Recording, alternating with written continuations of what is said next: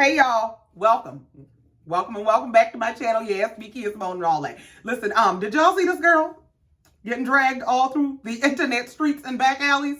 Child, this is why you don't go around lying on people's husbands. Let's get in these last two episodes of Real Housewives of Potomac. Yeah, I know I owe y'all too, because yeah, they was losing me and boring me, and now this girl done come on the show lying and getting that swapped through this internet. So I said, let me see what's going on, child.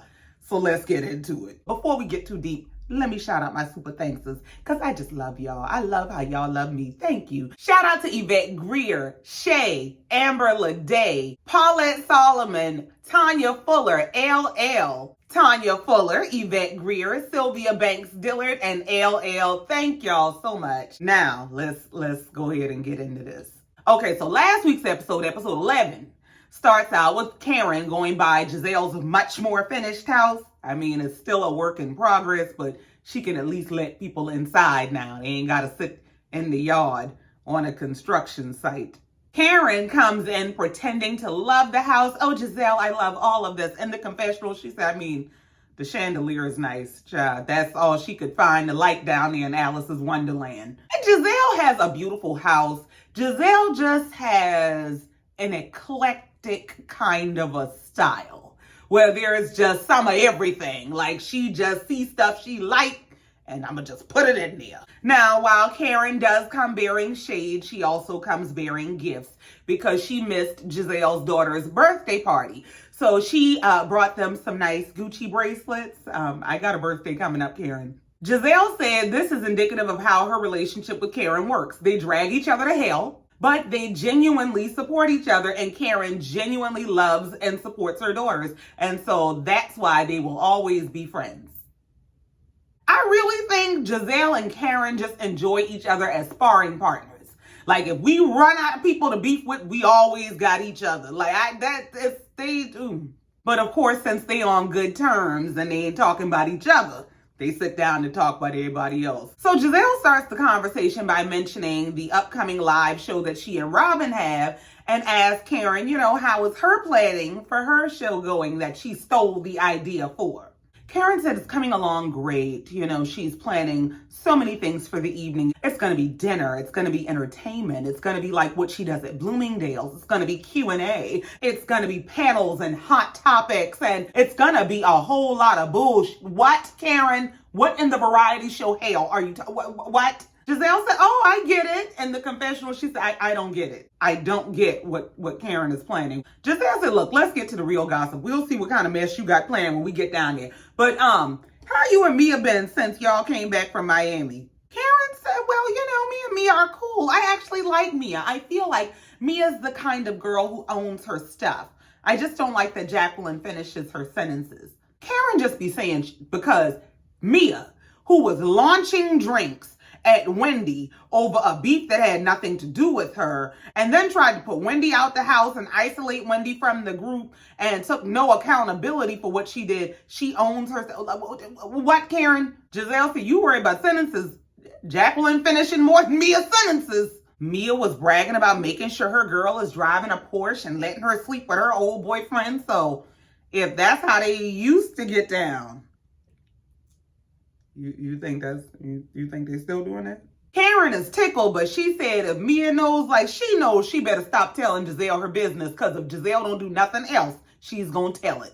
Giselle said, well, I mean, they did share a shower in Miami, and they did it in the window for anybody to see. So, I mean, it's not far-fetched that they're sharing more. We move on and see Wendy and her Christian Dior bag in the hospital getting ready to have her kidney stones removed.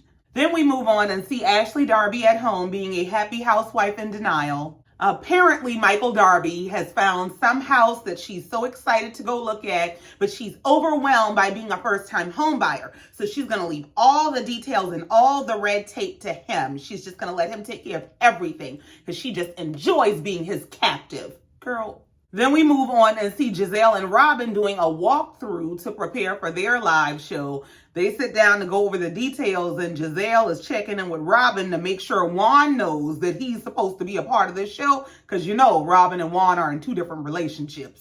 Speaking of Juan, Giselle wants to know why she, of all people, is not invited to this secret wedding.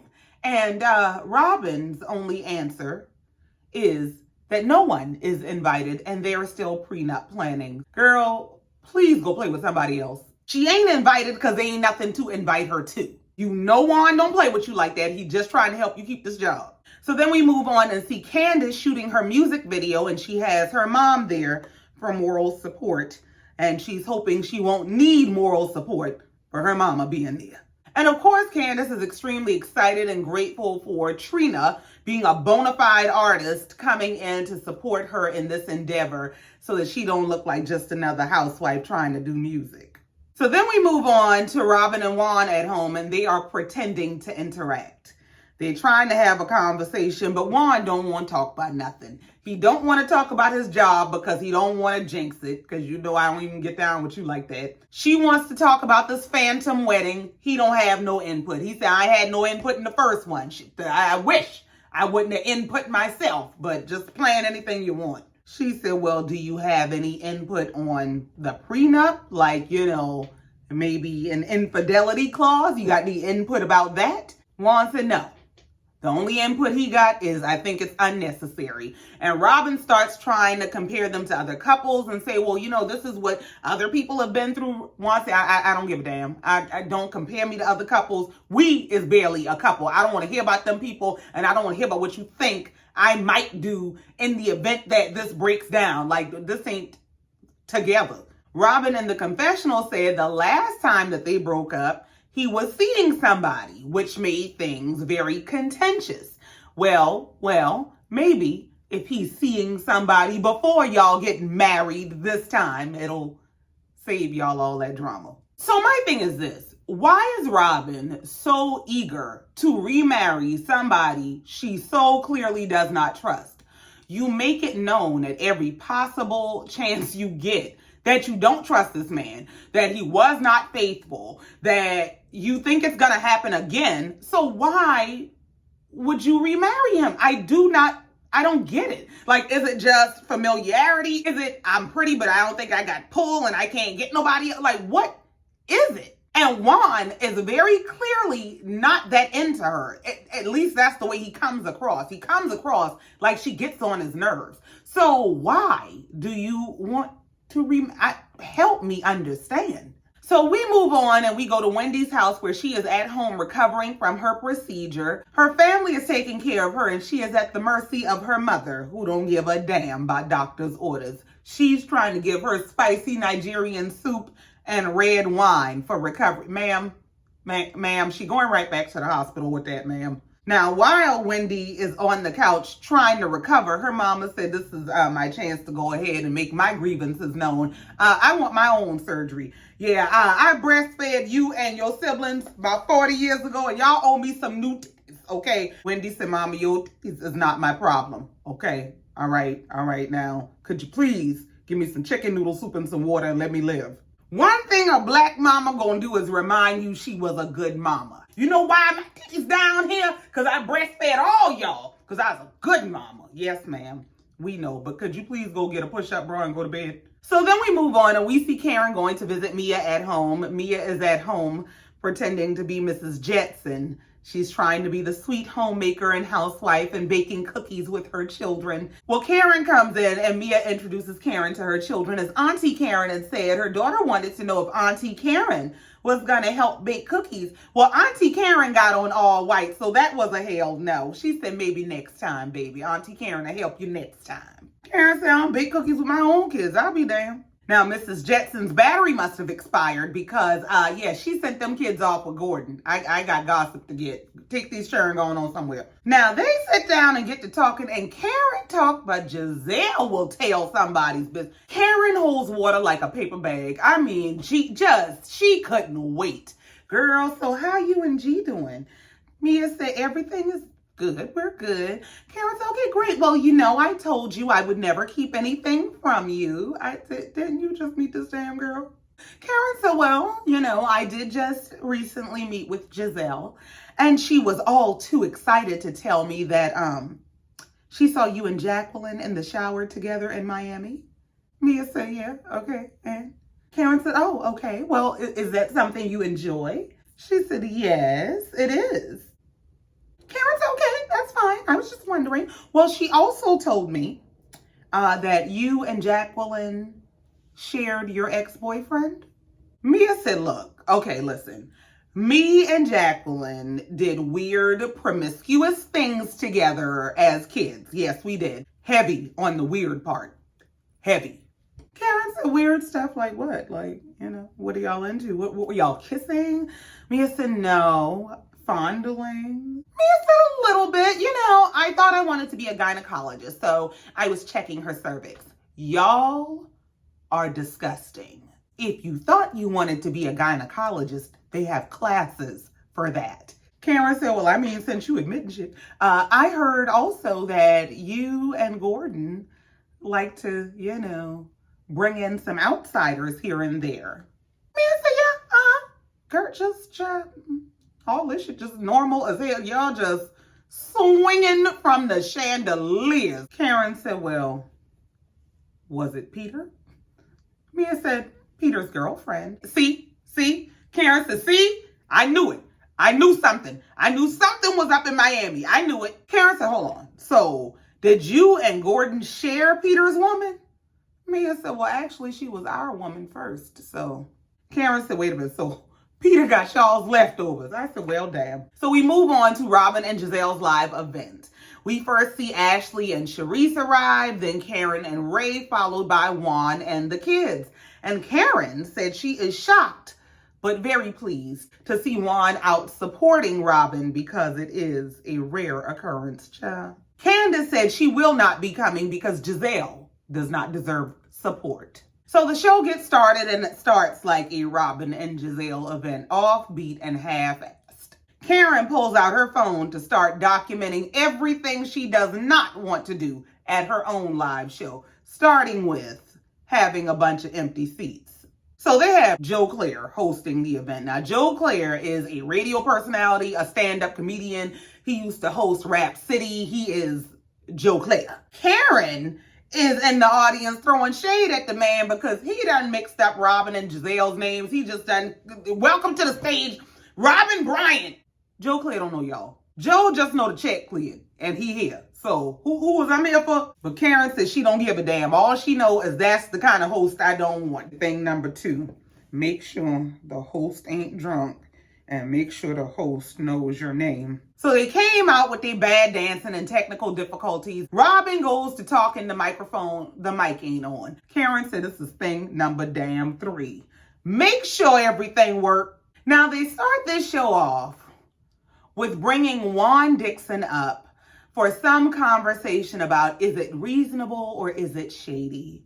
And Robin is posing the question about, is it reasonable or is it shady for the person who is the early riser in the home to get up and start making noise and using the hand vacuum and things of that nature when the other person hasn't gotten up yet? And Juan said, now, before I let y'all answer this question, let's just inject some truth, okay? Because this is Robin Dixon we're dealing with. Are we talking about early rising as 6:30 in the morning, or are we talking about 11 o'clock in the morning? We're talking about 11 o'clock because this is Robin, and Robin can get up and go to hell. The next segment is Ashley and her sauceless TikTok dancing. I cannot take it. It's like Chuck E. Cheese went on tour. They so stiff. So we see them close the show with opening the floor to questions and answers from the audience. Now, the only question we saw was posed to Robin and Juan. When is the wedding? To which we got no answer. This girl just said, just stay tuned, and now it's time to go. Yeah, to hell. Robin is using this "we about to get married" as a string-along storyline. It's supposed to be this great mystery that everybody is so interested in until we find out that Juan got a whole family somewhere else. Robin said the event overall was a success and she's very happy. She's happy that they made it happen and they made about $14,000. After the show, all the ladies stick around to, of course, congratulate them. Karen, after she done talked the entire show, oh, this was awesome. Congratulations. I gotta go now. I gotta go finish planning my own show. That's gonna be better than yours. Mia congratulates Giselle and said, I'm so excited for y'all. I even paid for my own ticket. Well, honey, that ain't gonna be enough to keep Giselle up out your business. Because Giselle said, oh, that's real nice. Jacqueline, come here. I want to ask you something. So Giselle and Sharice get Jacqueline off to the side. And Giselle said, listen, I'm a little bit slow sometimes. So, people will say things, but it don't really register right then. I have to go home and think about them. So yeah, remember we was in Miami? And we was on the beach, and Mia said something about being a good friend and making sure that you pull up in a Porsche and all that stuff. So, did she buy your car? Jacqueline said, I make my own coins, honey. Giselle said, okay, so did Gordon buy the Porsche? Jacqueline said, oh, so y'all think I'm the side piece and he's my sugar daddy. That's what y'all think. Yeah, that's what we think. Giselle said, well, we do know that they like a third wheel. So, you ain't never said, hey, pick me. Jacqueline said, well, I don't spill that kind of tea. Giselle said, you know what? I got something for you. You ain't giving me the kind of information I want. Mia, come here real quick. So Mia comes over and Giselle said, hey, listen, remember we were in Miami and you was talking that if I'm winning, she's winning. If I'm up, my girls are up. So, did you set her up in that Porsche? Mia said, well, Jacqueline's car is in her name. So Robin in the confessional said, when Juan was in the NBA, Juan bought lots of people cars. And they were always in their name. So that does not mean that Gordon didn't pay for it. Giselle said, well, you remember you told us that you had shared your ex-boyfriend with her? Mia said, yeah. So basically you want to know if she's been with Gordon. Giselle said, yeah, and she told us to ask you. So Mia said, hold on, wait a minute. What's going on here? Not you don't know what to tell the people. Mia said, hold on. Me and Jacqueline gonna need to compare notes and see exactly what she wants out there. So, yeah, y'all give me a minute. Jacqueline said, well, I just felt like it was a conversation that all of us should be present for. Sharice said, well, here's my thing. Listen. If anybody ever asked if I had slept with Juan Dixon, my answer would be hell no. It wouldn't be, well, go ask Robin. Because, girl, Jacqueline finally starts trying to deny it and saying, no, well, Gordon isn't for me. He's not really my type. They said, well, what if he was? So that episode ended with Giselle saying they're just going to table that discussion for now, but she going to hold on to her shovel and keep digging in this business. So episode 12 opens up with Karen preparing for her own live event, which is going to be held at the Improv in DC, which is a historic comedy club. Karen says she's actually really honored to be hosting her event here because she is the first non-comedian to headline here.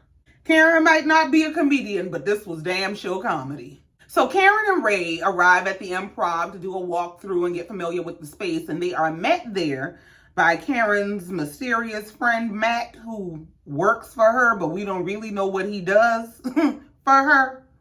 Is it me, or did Matt look like he just made bail? Like, he looked like he rolled fresh out of hell and just showed up at the club. Like, child, maybe he's overworked and underpaid. I don't know. Production asked Karen, is he who's actually planning the show? Was the show his idea? She said, well, no, the show was not his idea, but he is producing it for me. Just Karen, girl. When we saw you sit down and talk to this man, it was him throwing out all the ideas. And you were, yeah, that sounds great. I want to do that. So they sit down inside the club to discuss how this production is going to turn out. And Ray said he's just excited to see Karen do her thing. Whatever that is, girl. Karen says she knows what her thing is, and that's all that matters. And in this case, her thing is gonna be a panel and a discussion and a drag show and a whole damn mess. So then we see Mia and Gordon at home, and they're putting their kids to bed, and Jacqueline comes over. And she's at the door practicing for when she inherits Gordon. But honey, I'm home. Mia opens the door and asks Jacqueline, well, where you going dressed like this? She got on her ripped jeans and her milkmaid top. And she said, I work on getting you a man. She said, you got to be sexy sometimes when you work. Whistle while you work. As she's hugging Gordon, who looks pretty happy to see her. So they go sit down in the kitchen and Mia's getting a bottle of wine for them to drink. And she pulls out some wine that is some gentleman's wine. Gordon said, well, if it's his gentleman, it's for me. Jacqueline comes out of nowhere about Gordon. You know, I need a gentleman in my life, so.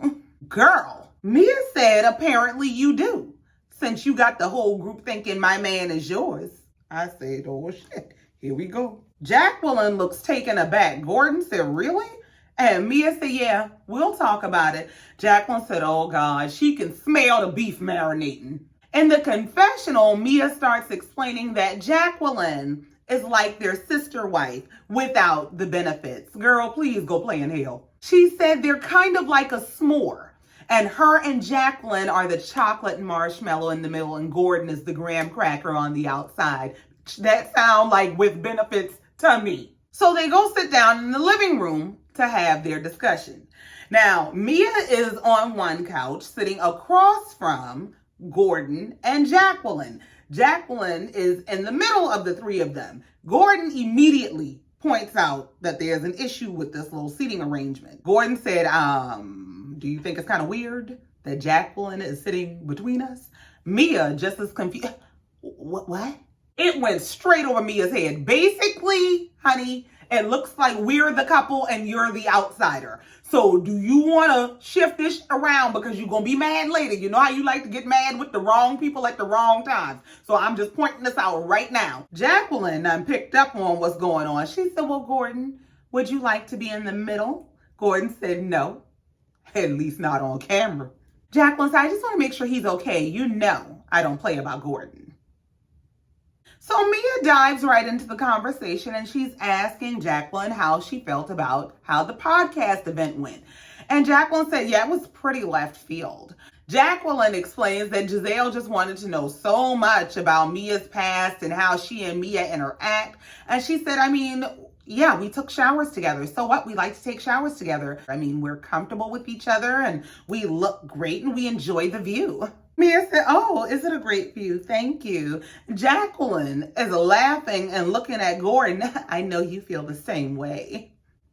Girl. So Gordon is trying to play it off and he starts trying to joke about wanting Mia to take showers with him more often. And she's, no, he takes up the whole shower and this, that, and the third. See, that's y'all problem right there. Stop inviting all these people into the crevices of your marriage and then getting mad when they end the crevices of your marriage. Jacqueline said at the end of the day, the group will never really understand the dynamics and layers of she and Mia's relationship that they've built over all the years. And Mia's in the confessional saying how she found a picture of her stepmom and Jacqueline's mom from high school and realized that they were friends way back in the day. And once they realized that this was this whole 360 second generation meeting each other thing, they realized they stuck with each other. Well, no, but you're going to have to cut the ties with this because she about to be stuck with your man. So Jacqueline is looking over at Gordon saying the ladies think we're in a threesome.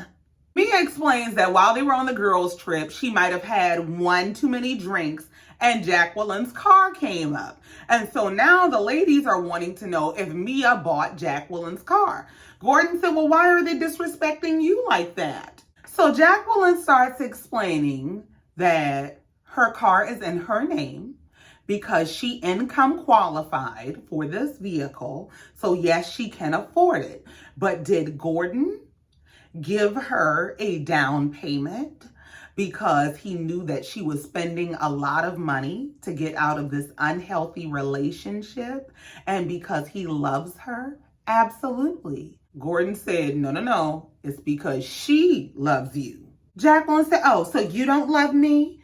Mia is looking around like, this bitch is tripping. She talking too much, touching too much, doing too much. Gordon said, well, of course I love you, but I support her. Mia said he loves you because he knows that I love you. Basically, bitch, I'm the wife and don't you ever forget it. Both of them know exactly what time it is with Jacqueline. And if I were Mia, I wouldn't eat nothing from that because she is absolutely vying for your man. So Mia tries to laugh it off and say the ladies think Gordon is over there being everybody's sugar daddy. And they're probably just jealous because they're trying to figure out how to sign up. See?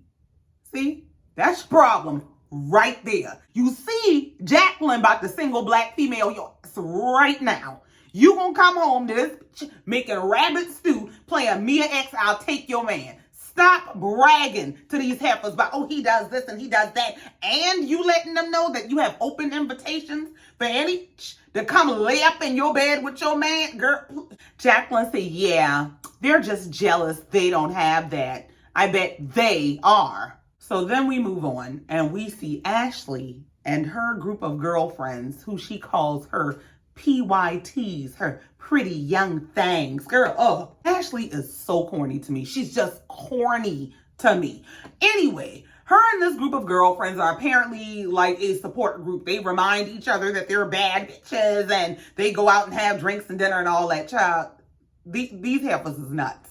Now, they're all meeting out for dinner and Giselle has been invited as an honorary guest into the PYTs. Child. Giselle and Ashley are together, so you know this is going to be a night full of mess and bullshit.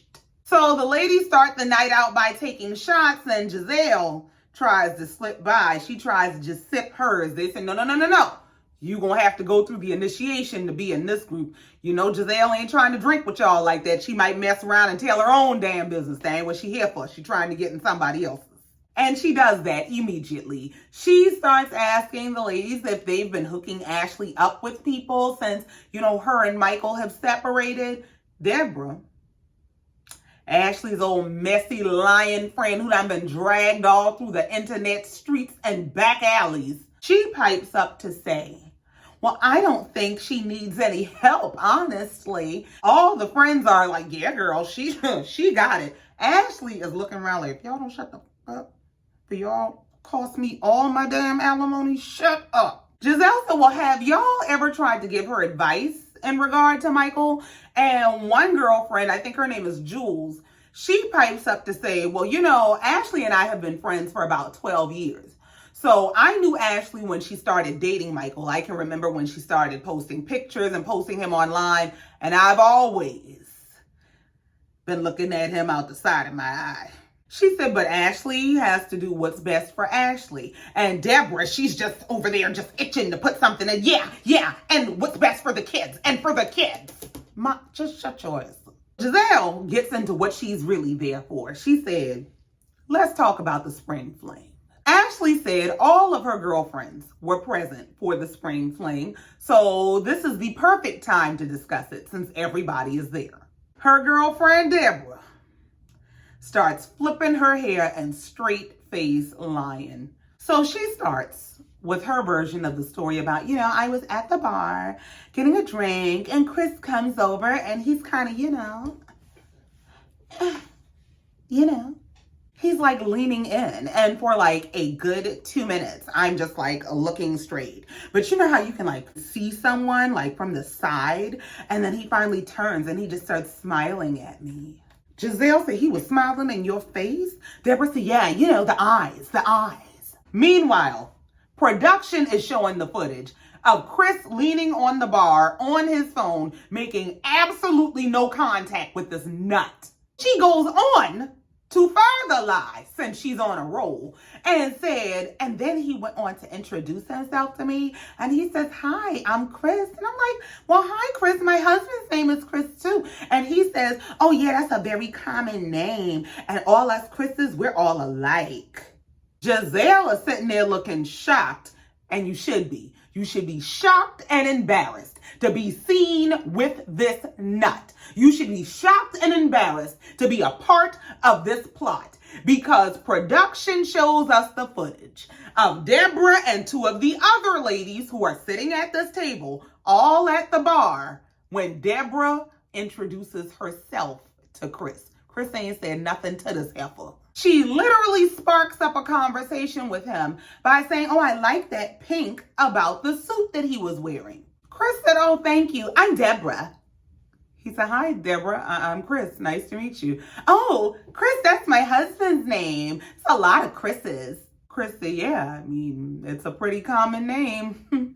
Giselle is sitting there looking like, I know this is some bullshit. I know it's bullshit, but I think I can use this. Giselle said, you had never met this man before. Deborah is having such a good time and lying and being the girl everybody wanted in her head. She just kept going, no, I never met him. And then, here comes Happy Eddie. Giselle said, who is Happy Eddie? Wendy's husband? Okay, but now, you done lost your damn mind. You done gone from why you always lying to where is your prescription. This bitch is out of her mind. He comes over all smiling. And so, I introduced myself and he's all, hi, Deborah, I'm Eddie. He was very flirty. And if I didn't know he was married, I wouldn't know he's married. Well, first of all, Heifer, the way you is in everybody's man's face, we wouldn't have known you were married. I didn't know she had a damn husband. And Ashley is in the confessional saying how she's only known Deborah for about 1.5 years, but Deborah, Sydney, and Jules were all at the bar when this happened, and her friends are not liars. Y'all are liars. Y'all are psychos. Y'all are criminals. Y'all are a flock of liars that needs to check into an asylum as a group activity. Take your next girls trip to the damn nut house, because y'all are out y'all damn mind. Y'all don't need to call yourselves PYT. You need to be BWP, the Blair Witch Project. Y'all are some evil bitches. The way that these women will come together and outright lie and conspire to support a woman's lie. They all know she's lying. And you all come together and conspire to support this woman's lie, to tear this man's reputation down. These women are evil, conniving, and every single one of them needs to be ashamed. These are the type of women who lie on men and have men falsely charged and locked up and killed and all kinds of things. This is evil. So Ashley is at the table feigning this concern for Candace, and she's saying, I just wanted to help because I didn't want her to end up in a situation like me, where she ends up cheated on by her spouse after she has a baby. And it looks like, they might have been going through some things. So I just wanted her to know before she has a baby, while they're in the process of trying to conceive. No, use a bit of... First of all, your issue is that you knew Michael Darby was a mad dog before you ever married him or had any babies with him. What you thought was that marriage and babies and a young honeypot was going to be enough to tame that mad dog. But it wasn't. He kept getting out the yard and kept embarrassing your ass all over the internet and reality TV streets. And now you want somebody else to be embarrassed right along with you. So it doesn't look like it's isolated to you and this piece of shit man that you married. So that everybody who told you he wasn't shit from the very beginning isn't right. It's just how marriage goes. That's what you're trying to do. You're hurt and embarrassed and you want company to go along with your misery. This is giving that it's a plot that Ashley came up with her friends and it's blowing up in her face. Deborah said, well, the next time that I see him, we'll have a longer conversation. Giselle said, no, you won't. Candace ain't letting you nowhere near her damn husband. Whatever conversation you had with him the last time is the last time. So now Ashley is plotting on Wendy. And she says to Giselle, well, do you think I got to say something to Wendy? And Deborah pipes up to say, well, Eddie was a little more subdued than Chris. He wasn't, doing as much. Yeah, girl, because neither one of them wanted your... Ashley said she just wouldn't feel right to not share it with Wendy. It would feel disingenuous for her to know this information and not share it. Well, could you go to disingenuous hell? She doesn't feel like ignorance is bliss when it comes to your marriage or relationships. When it comes to Michael and his street running, she wanted to know. So she's going to give Wendy the same courtesy. You're full of shit. You're evil. And you are so embarrassed by everything that you have dealt with in the name of $1 that you are willing to destroy anybody else's marriage so that you don't have to hold your L by yourself.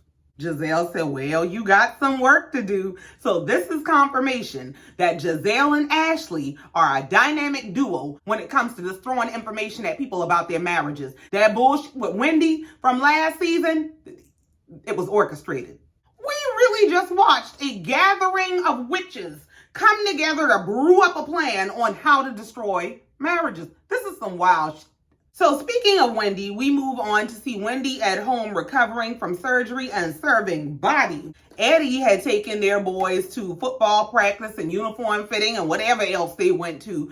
And apparently while he was out, he got some donuts he wasn't supposed to have. Well, he got caught red-handed with the donuts and started just lying. But yeah, I brought this donut for you. Their son looking at him like, why is you lying to my mama like that? He said he didn't get you anything. He got that for himself. You ain't about to play with my mama. So Wendy and Eddie sit down to talk, and she catches him up about the latest gossip in the group. Yeah, you know you supposed to be cheating on me, right? She tells him how she went to lunch with Ashley, and Ashley dropped it on her that Eddie was supposedly flirting with Deborah. Eddie said, what did I do now? How? She said, you were smiling. You were smiling at her, so you's a dog in these streets. Eddie said, well, damn, I can't smile? Like, child, don't come to the South. You think everybody wants your, and we will smile at you while we curse your ass out. Smiling. Moving on. Mia, Giselle, and Robin are all getting together to catch up on gossip because Mia's gossip done made its way all the way through the rumor mill and right back to her. Now, before they dive straight into the gossip, they are sharing their experience as like boy moms and dealing with testicles and scrotums and stuff that's just too much for me. Child, Lord, I ain't ready. Giselle said, I ain't come here for all that. Let me tell you what I did come here for. Yeah, Karen told us that she had talked to you about you being Indiana Jones and Jacqueline's cooch. Yeah, you was up there with a flashlight. Why? She said, well, I was just looking to see, what was going on in there. Robin said, why? Like, was she? The child, it's too much. It's too much. It's too much. She said, no, I was just, we just were young and weird and wild, and I just wanted to see. Giselle said, well, how about this? Why didn't you ever tell us about y'all and Peter Thomas's girlfriend? Mia said, well, because it never came up. Girl, what? Didn't y'all have a whole physical altercation where you were launching drinks and Wendy was asking you, like, what is you? And Peter Thomas? That was right in the vicinity of this little confession. It was right in the neighborhood. It was right around the corner. So what do you mean that it didn't come up? And Giselle said, wasn't that what y'all was fighting over? Ain't that why y'all was tearing up the club over Peter Thomas? She said, yeah, but not over his girlfriend. So after she tells the story, Robin said, and you told that to Karen? Why? Mia said, I don't know, but what I do know is I won't be telling Karen else.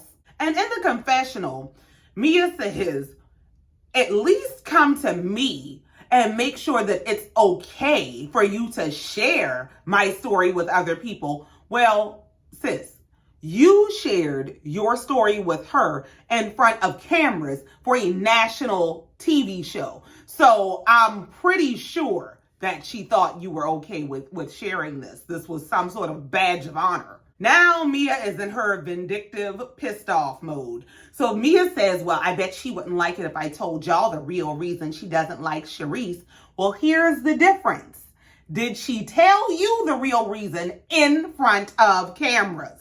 So we move on and we see Karen preparing for her live show, which is basically her living out her fantasies of being Beyonce. She said she has her own beehive. And this live show is to show appreciation to the Ladam Hive for always supporting her brand and her delusion. So we see Giselle arrive first and some man mistook her for Karen and about pissed her off, followed by Ashley and her hellion friend Deborah. We see Candace at home getting ready for the event with her mother, and her mother is already shading her about, what shoes are you planning on wearing with that outfit? Candace said, the ones I got on. She said, oh, I'm sorry. I thought those were slippers. I was just looking at the top of them. Candace just kept eating her food, child. It's just how my mama is. So Candace and her mom arrive and everyone is there except Charisse. And Giselle brings up that Charisse was pretty sour about not being invited to the event. Candace said, well, why didn't one of y'all invite her as your plus one? Like, Ashley and Giselle both said, well, we tried. But Sharice didn't want to be a plus one. Sharice wanted an invitation directly from Karen. But we know that ain't gonna happen. So Ashley brings up to Mia that Karen shared with the group this whole adventure that she had in Jacqueline's Down Under with a flashlight. Jacqueline busts out yelling, you mean when I had a girl? Ew. This is disgusting. I'm about done with this shit because I don't want to hear this nasty shit. This is nasty. At least Mia got the sense to know we should be embarrassed. She tried to laugh it off and said, I just told them we were bored. Now, Ashley is already getting this shit started, but we see Robin show up late as usual. Robin sits down and she jumps right into herself. She leans over to Candace and she said, hey, you know, old girl with Ashley is the girl who's running around claiming your husband was in her face. Candace looked down that table and looked at her like, I know not this bitch. Robin said, I'm with you on that. Yeah, not that bitch. Yeah, this just ain't it. She's not it. Candace said, you know, I'm sorry. I can't acknowledge Sesame Street characters. I said, not calling the bitch a Muppet. Karen is in the back holding up the show, giving herself some pep speech about how great she is. The security guard just nodding and going along. Yeah, I don't give a damn how long you take. I'm hourly. So the show starts, and this show consists of damn near everything but Karen.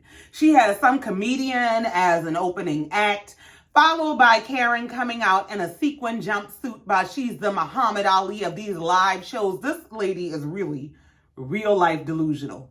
She starts giving some speech like she's accepting an award. I think this lady really thinks she's Beyonce. I don't think Karen realizes Beyonce has a real talent, a few of them. Karen is just standing up there and thinks she needs to be celebrated for standing there. She literally gave 52 seconds of stage time and then introduced the next performance, which is a donated drag show. Apparently, paying these people was not in the budget. So Karen goes in the back and does a wardrobe change. She comes back out, is on the stage for another 4.5 minutes or so, talking like she's hosting the Quiet Storm about y'all really know how to party. Girl, what? She introduces the next segment of the show, which is the same comedian and same drag queen doing Sizzle Topics Q&A in different outfits. Child, I said, what in the buy one, get one free hell is going on? And then Karen got the nerve to have these two people propped up as the people to pose questions to. These people came to see you. I don't mean any disrespect to those people because I'm sure they are quite talented performers, but this is some bait and switch bullshit. Those people paid for tickets to see Karen Huger, not some Karen Huger hosted variety show. Why would you buy tickets to a Karen Huger branded show to ask random people random questions? Like, these people came to get in your business. Now, during the question and answer session, somebody posed the question of where do you suggest going to look for a husband? Well, Karen popped up because that's her field of expertise. She does not recommend going to the church, she said, because they're already praying for multiple women in the church. Giselle, that one was for you. Karen said, now what I did was I went to the Black Caucus. I went shopping at the Black Caucus and I got Ray. Ray looked like, well, I'll be damned. So Mia stood up and said, so what do you do when you share information with your girlfriend and she runs her mouth and tells her friends? Mia knows nothing about time and place, but that's what Karen gets for calling herself befriending this girl after all the bullshit she did to Wendy. You watched her pull that shit on Wendy and said she owns her stuff. So now this is what you get. You supported her being uncouth, and now the uncouth is unleashed on you. Wendy's sitting there looking like this bitch. Karen is in the confessional saying, Mia, I love you, but this is not your show. Stop it. Karen at the show answered the question and said, Mia, whatever I said about you was the truth, so get over it. I thought, all right, well, damn. Mia said, well, transparency is key. And if I tell you something, don't go tell these two. Karen said, I'll work on it. In the confessional, Karen said, sit your ass down and continue your build-up project and leave me alone at my show. Karen is wrapping up the show. She really thinks this has been an excellent evening. And Giselle said, you know, Karen has always had a big ego ever since, she's been married to the Black Bill Gates. But this is on another level. This lady literally thinks that she should be celebrated for her mere presence. So now that this whole variety show scam is over, the real show starts. Ashley calls herself trying to introduce Candace to her friend Deborah. Candace said, oh, this is the one who claimed my husband was flirting with her and grabbing on her. No, he wasn't touching me, but he was flirting heavy. Candace, oh, he was flirting heavily. What happened? So, of course, she starts with the same lie she done told all over again. Wendy is sitting there shaking her head. Mia said, oh, this is the friend? Candace said, yeah, this is the friend, girl. Deborah said, I wasn't the only one he was giving googly eyes to at the bar either. She said, oh, so he wanted all your friends. Mia is in the confessional, and Mia said, listen, on a scale of 1 to 10, I'm going to say both Candace and Wendy are at least an 8. They about 8 plus. Deborah is about a strong 4.5. Mia said, I mean, she's cute, but she's not like cute, girl. And this is what you've opened yourself up to when you decide that you're gonna lie about everybody man wants you. Candace just left that girl right there with her drink and her delusion, because this bitch is crazy. Now, Ashley is not satisfied. Ashley is trying to drive this issue between Candace and Deborah about, I know that you have a weird feeling about my friend. Candace said, gone, girl. Candace, shut it down. We're leaving. Gone. Ashley said, but why are you dismissing my friend? Is this the same thing you did with Jacqueline? It's not like she has any bad intentions. Bitch. Can you just clear the air? How about no? How about hell no? Can you clear up out my face? That's your raggedy ass, delusional ass, ain't on my level as friend. You clear the air with that bitch, but clear the about my face. And the episode comes to an end with Deborah asking Candace, would you like to have a chat with me? Hell no. You and your thirst can go straight to hell. You ain't getting no screen time. We don't sell clout over here, bitch. Now, it looks like next week, after all that, these heifers is getting together to go out of town for Ashley's birthday. They're apparently going to Mexico, and Ashley done bought a bunch of vibrators, and they done brought a bunch of beef. Apparently, Mia and Jacqueline is about to fall out over Gordon, and Karen and Sharice are about to be moving furniture. I don't know what exactly they fighting about, but them heifers look like they about to be throwing plates. It's going down. But that's it, that's all, and I ain't got no more. Thank you so much for coming down here listening to me and letting me get this off my chest. Please be sure to like, share, comment, and subscribe if you have not already. And in the meantime, until next time, just like every time, I love you and I mean it. Bye.